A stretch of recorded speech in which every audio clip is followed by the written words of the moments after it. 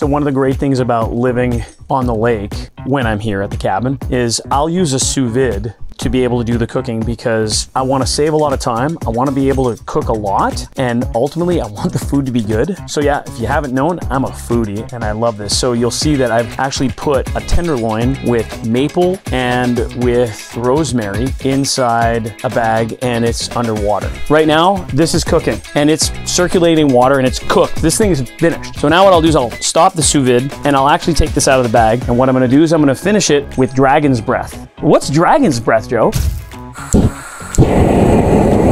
This is.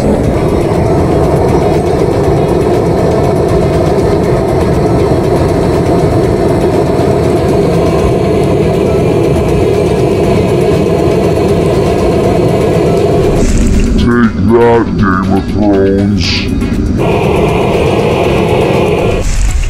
Usually I let it rest a little bit longer, but here's the fun part about this. If you take a look at it, it's gonna have that nice charring on the outside, and I'll just cut into one end of it here. Perfectly cooked. You can see the juices. End to end, perfect. And the taste, I gotta do this. Yeah, it's like the juices are flowing on this one.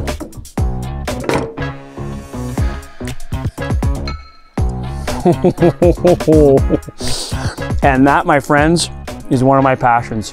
Bon appétit.